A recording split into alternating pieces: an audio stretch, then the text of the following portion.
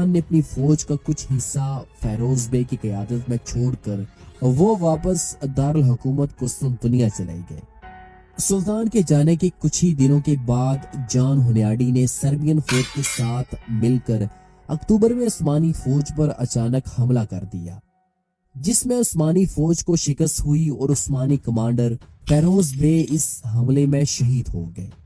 अब चूंकि कोई भी उस्मानी फौज हुनयाडी के मुकाबले के लिए वहां मौजूद नहीं थी, इसलिए इसने हंगरी वापस जाने का इरादा किया।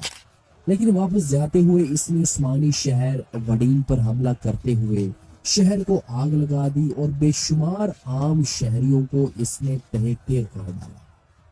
सुल्तान फातेह जानते थे कि अगर इन्हें हंगरी को फतह करना है तो इन्हें डैन्यूब के जनूबी हिस्से पर मौजूद एक मजबूत किले बलगराद, जो कि हंगरी का दरवाजा भी समझा जाता है, इसे फतह करना होगा।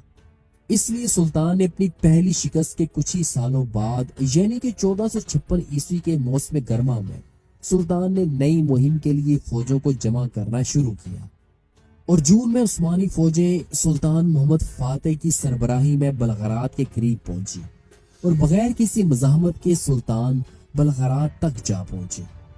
इस जंग में सुल्तान मोहम्मद फातेह के साथ 1.5 लाख का लश्कर और 300 तोपें मौजूद थी। ये मुहिम दरअसल बलगराद की फतह के लिए थी, जो अगरचे सर्बिया की शुमाली सरहद पर वाक़ था, लेकिन इस वक्त हंगरी के कब्जे में था और गोया ये हंगरी का दरवाजा था। इसकी फतह से हंगरी की फतह का रास्ता खुल जाता और फिर ऑस्ट्रिया तक उस्मानियों को रोकना मुश्किल हो जाता। कुस्तुनतुनिया की फतह ने सारे यूरोप को खौफजदा कर दिया था। जब सुल्तान मोहम्मद फातेह ने बलगराद का मुहासरा किया तो यूरोप के तमाम मुल्कों में एक हलचल मच गई और पोप ने सलीबी जंग का ऐलान करके अपने नुमाइंदा जॉन कापस्ट्रॉन को 60,000 पुरजोश ईसाई सिपाहियों के साथ हंगरी की मदद के लिए रवाना किया। बेलगराद किले की हिफाजत के लिए 7,000 का मजबूत ईसाई दस्ता मौजूद था, जो कि हंगरी और सर्बिया की एक मुत्तहिदा फौज थी।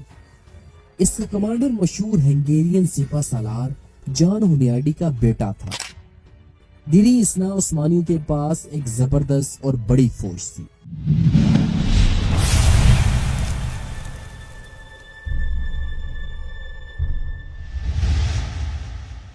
कुस्तुनतुनिया कॉन्स्टेंटिनोपल की विजय के बाद सुल्तान मोहम्मद फातिह नई लड़ाइयों के बारे में सोच रहे थे। वह अपने शाही महल में एक बड़े नक्शे पर नजरें जमाए खड़े थे, जिसमें बाल्कन क्षेत्र दिखाया गया था। उनके चारों ओर वजीर, सेनापति और रणनीतिकार बैठे थे। नक्शे पर उन्होंने सर्बिया का इलाका देखा और फिर दृढ़ स्वर में बोले, अब समय आ गया है, हमें सर्बिया पर चढ़ाई करनी होगी। सर्बिया के राजा ब्रांकोविच को उस्मानी हमले का अंदेशा हो गया था।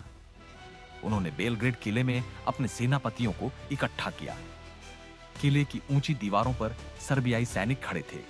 उनकी तलवारें तेज की जा रही थी। तीरंदाज अपने तीरों को तैयार कर रहे थे। राजा ने गहरी सांस ली और गरज कर बोला, हम इस किले को किसी भी कीमत पर नहीं हारेंगे।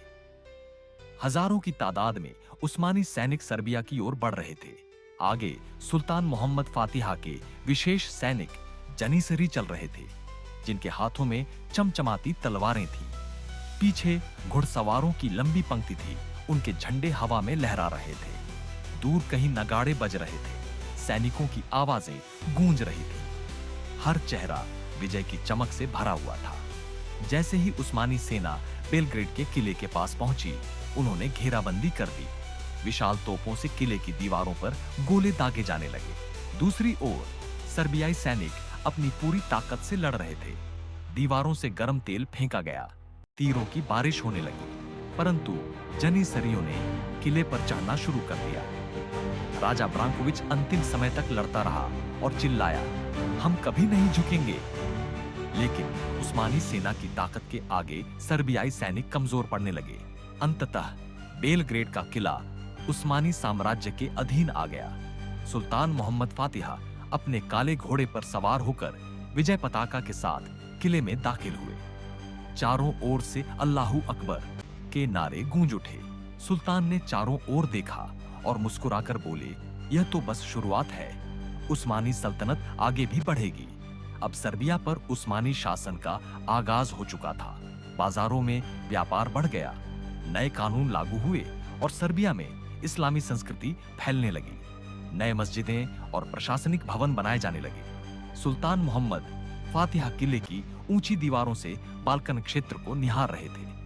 उनके चेहरे पर संतोष था, लेकिन उनकी आंखों में नई फतह की चमक झलक रही थी। यह उस्मानी साम्राज्य के सुनहरे युग की शुरुआत है।